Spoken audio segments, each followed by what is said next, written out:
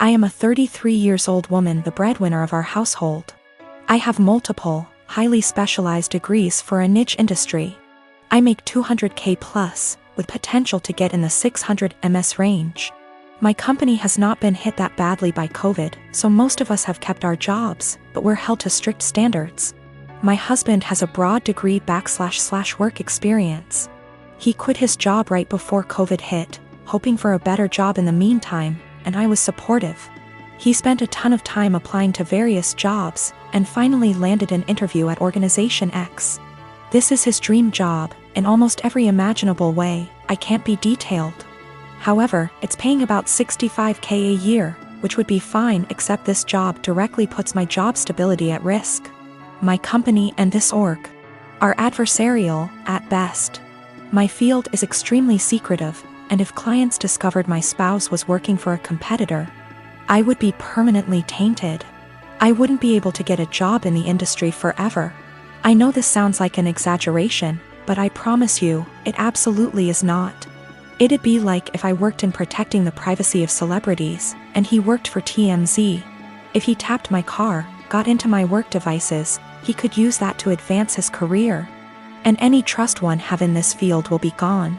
Even if I trusted my husband not to do that, my clients and company don't. Worse, B//C my background is so specialized, this is the only field I can work in. I asked him to drop from consideration for this job, since if he got it, we'd lose my income. $65K a year cannot support us in this city. Plus, he does not have to work for this organization. Even if the job market is awful right now, his background gives him access to a wide range of jobs, but I only have this one niche field. He was extremely angry, and said I was selfish and only cared about money. I told him that if he wanted to go back to school for an advanced degree or just be unemployed for a while, I would support him. But taking this job isn't possible. He continued the process behind my back, and got the offer. He wants to accept it, B//C. He says his career needs to take priority and that I wasn't being a supportive wife.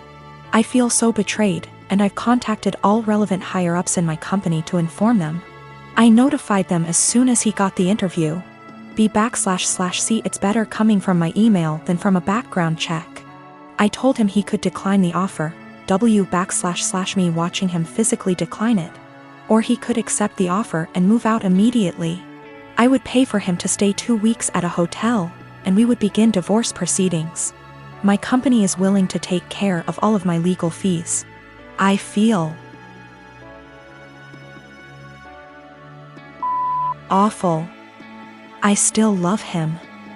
I moved decisively, B//C. This was the best way to cut my losses, but it still hurts. He called me heartless and cold. It's true that I was prioritizing my career over his, but it felt like the only option at the time. I am 33 female, don't think I'm in the wrong here, but the way my neighbors reacted to me has me second-guessing myself. A few days ago I woke up at 8:30 a.m. and was about to let my large dogs out into my fenced backyard. At the last second I checked my phone and saw that my next-door neighbor Catherine had sent me a text at 1 a.m. telling me there would be contractors in my backyard power washing her house from 8 to 9 a.m. Here's my issue. I wouldn't mind letting them in my yard if that made the work easier. But Catherine never asked, she just told me it was happening, with 7 hours notice, in a text sent to me while I was asleep.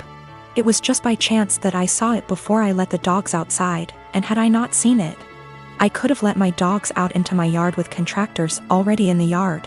One of my dogs is a very fearful dog, and while he has never bitten anyone, that is only because I work extremely hard to protect him from unwanted encounters with strangers, advocate for him and his personal space and special needs, and never let anyone get close to him without measures taken to make sure everyone is safe. He is a very loving and special dog, so this is just not a risk I'm willing to take because I want to be a responsible dog owner. My neighbors know this, and they know he's scared of pretty much any person that I don't carefully introduce him to. I also have very clear signage on all the gates. But they told the contractors they could go into my yard. Didn't ask permission, didn't wait for my answer. I felt this was an egregious overstep, and just kinda rude and entitled of them to not ask me permission, and just tell me it was happening like I had no say in the matter. I got mad and texted her back and told her that this could have a very serious safety issue and it is not okay under any circumstances for them to ever give anyone permission to enter my yard where my dogs could bite them. Unacceptable and never again. Catherine's husband Jack then blew his top and told me that they didn't have any notice either.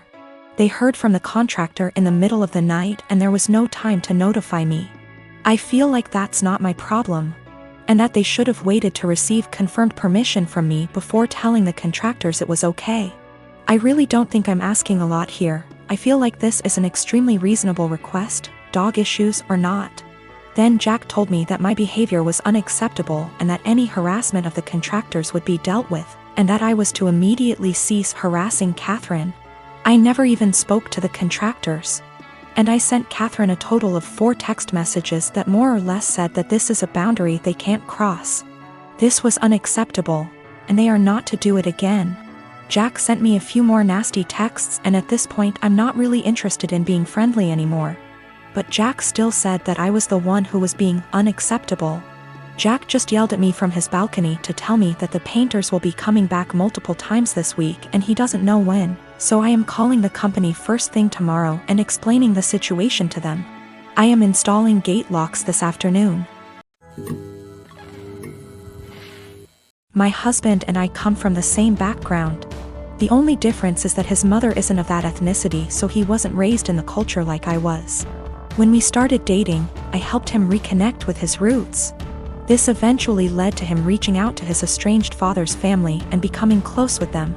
I think my mother-in-law has sort of held that against me ever since. Throughout the course of our relationship, she has made multiple comments about how she doesn't like the amount of emphasis I put on my heritage.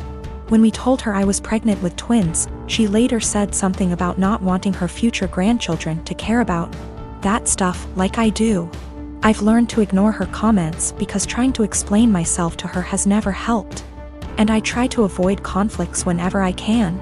My husband and I decided that the babies would have a first name from our culture, and their middle name would be a typical American name. My parents did the same thing with my name too, so it was just a continuation of that tradition. My mother-in-law ended up seeing texts between me and my husband where we said the middle names. But she assumed that we were talking about first names, so she went out and got the babies matching sweaters, with the names printed on the front of them.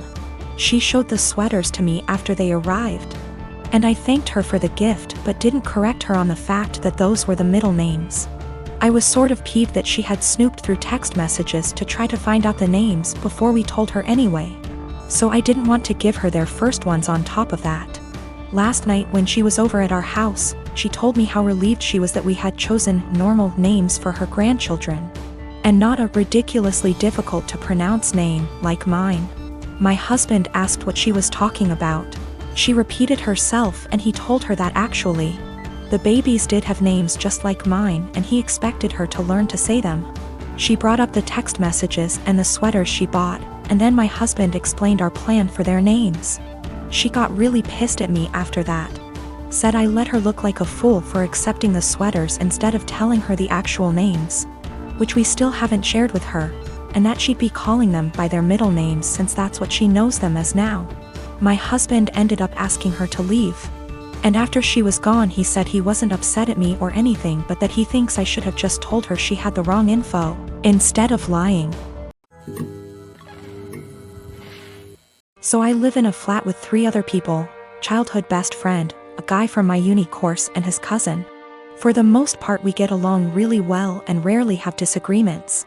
However, this has been a real point of contention lately. About 6 months ago I began a relationship with a guy I've known for a couple of years.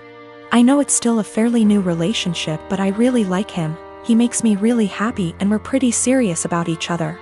Up until recently, he would come visit me at my flat 3 to 4 times a week. This was mostly due to the fact that I have chronic fatigue and going on proper dates can be really challenging for me. Instead of going out to dinner or a film or whatever, we'd just chill in my room or the living room, watch TV and get takeout or cook together. I didn't really consult anyone about this say. All the other flatmates have their partners over as often if not more so, and B, he rarely spends the night and usually leaves before 10 p.m. because of his work schedule. So the issue, 2 weeks ago, comes to me and tells me that I need to stop having my boyfriend over because it's starting to get annoying. I asked her why, and she said it's irritating to have someone who doesn't live there, skulking around all the time.